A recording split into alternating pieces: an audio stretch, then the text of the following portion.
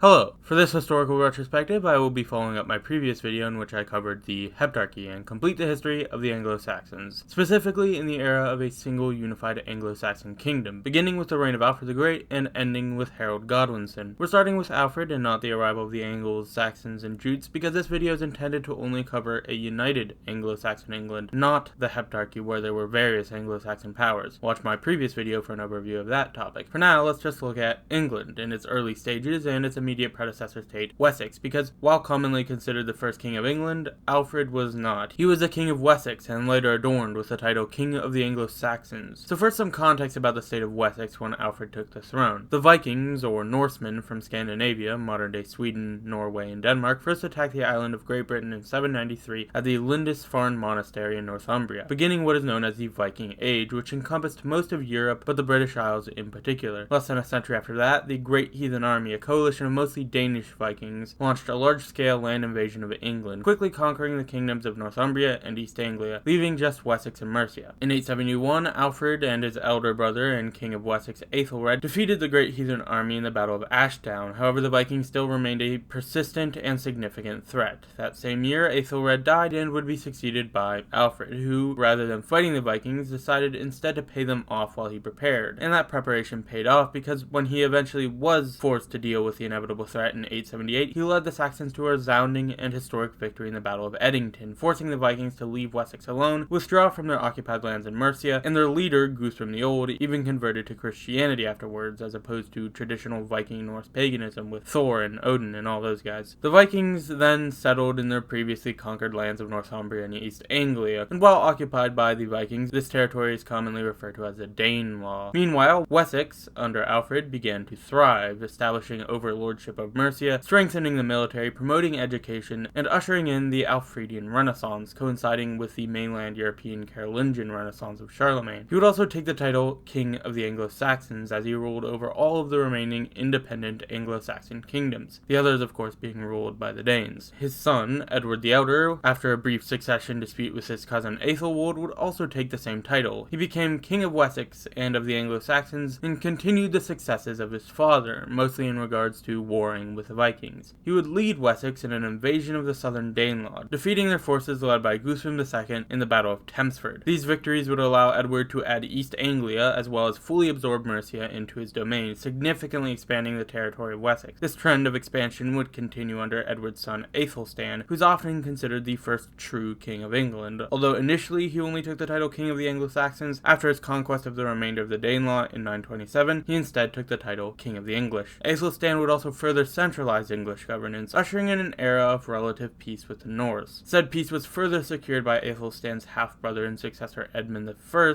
However, his reign was cut short after being murdered by an outlaw, leaving the kingdom to his brother Edred, who would conquer the last vestige of Viking rule in England, the Kingdom of York, former Northumbrian territory that was being semi-autonomously ruled by Viking Eric Bloodaxe, who Edred defeated and banished. Edred's son Edwig would succeed him, and he is known for his long-lasting rivalry with the Archbishop of Canterbury, Dunstan, sort of foreshadowing for some future English monarch hijinks. It would get so out of hand that in order to avoid a civil war, the country was briefly divided between Wessex, controlled by Edwig, and the northern kingdoms, controlled by Edwig's Dunstan-supported brother Edgar. However, this was short-lived, as Edwig died and Edgar took full control and reunited the kingdoms. Edgar, closely advised by Dunstan, ruled the kingdom in relative stability, earning him the nickname Edgar the Peaceful. He did notably institute somewhat controversial monastic reforms, but the monastic history of England and its relationship with the monarchy is such a huge topic that it definitely deserves its own video, so let's just move on. Edgar's chosen heir was his son Aethelred. However, Aethelred's half-brother, the weak-willed 12-year-old Edward the Martyr, was chosen instead, who reigned for 3 short years before being mysteriously assassinated, which is also obviously where his nickname comes from. And so Aethelred it was, Aethelred the Unready. During his reign, the Danes would return and once again pose a threat to the realm, with raids encroaching on English territory. In the Battle of Maldon, the Saxons were defeated and Aethelred was forced to pay the Vikings a Danegeld, essentially a tribute to prevent further raiding. Aethelred the Unready was clearly not ready to fight a war, and that is actually not where his nickname comes from, although that is often incorrectly assumed, including by me in the past. The truth is, his name is interestingly an Old English pun. The name Aethelred means noble counsel, and unready comes from the Old English unread, which means poorly counseled. Get it? Wise counsel, the poorly counseled.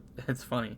So why is he the poorly counseled? Well, after the first Danegeld, the Vikings wanted more and more, and he continued paying, devastating the economy, until he had enough, and infamously ordered St. Brice's Day Massacre on Friday the 13th, 1002, where all Danes living in England were to be, well, massacred, including the sister of the King of Denmark and Norway, Svein Forkbeard, who also happens to be the son of Harald Bluetooth. In response to the massacre, Forkbeard somewhat understandably launched a series of raids and an eventual full-scale invasion. Aethelred initially attempted to stand his ground, but soon realized it was hopeless, and along with his two sons Alfred and Edward, he fled to Normandy in northwest France, where his wife Emma was from. And so in 1013, Svein Forkbeard, King of Denmark and Norway, was now also King of England. For the first time ever, a non-Anglo-Saxon was sitting on the English throne. But it didn't last long, because a year later Svein died, allowing for the return of Aethelred, although he was challenged by Svein's son Canute. War broke out between the two, and then Aethelred abruptly died, and was replaced by his son Edmund Ironside. And then he was murdered on the toilet, allowing Canute to become the King of England in addition to Denmark, and he later also won the throne of Norway. Collectively, his domain is known as the North Sea Empire. After consolidating English power, Canute reigned the kingdom in relative peace and prosperity, although to be fair that could be largely attributed to a lack of Viking raiding. When he died, his son Harold Harefoot took the throne of England, while his chosen heir, Harthacnut, took the throne of Denmark, and wasn't able to challenge Harold's rule because he was too busy trying to reconquer Norway. Although Harold's reign was challenged by Aethelred's sons, Alfred and Edward, but their invasion failed, and Alfred would even be blinded by an influential noble, Earl Godwin. Eventually, Harthacnut also planned to launch an invasion, but Harold died before this could take place, and so he peacefully took the throne of England. Harthacnut was the last of the Scandinavian kings of England, because when he died, Edward the Confessor, the unblinded son of Aethelred who had previously attempted to invade, took the throne, returning from exile in Normandy. He had a complicated and tense relationship with the increasingly powerful Godwin, the man who had his brother blinded. But Godwin's influence was undeniable, and when he died, that power was passed down to his son Harold Godwinson. And then Edward died heirless, and so Godwinson naturally claimed the throne. However, there would be two notable challenges to that claim, one being Edward's old friend, William the Bastard, Duke of Normandy, who allegedly had been promised the throne by Edward, the other being Harald Hardrada, King of Norway, who was a big fan of conquest and warfare. Hardrada invaded first, and he was decisively defeated by Godwinson in the Battle of Stamford Bridge. And then William launched his invasion from the south, and in perhaps the most famous English battle of all time, the Battle of Hastings, Godwinson was killed, allowing William to take the throne, ending Anglo-Saxon rule in England for good. I definitely plan to look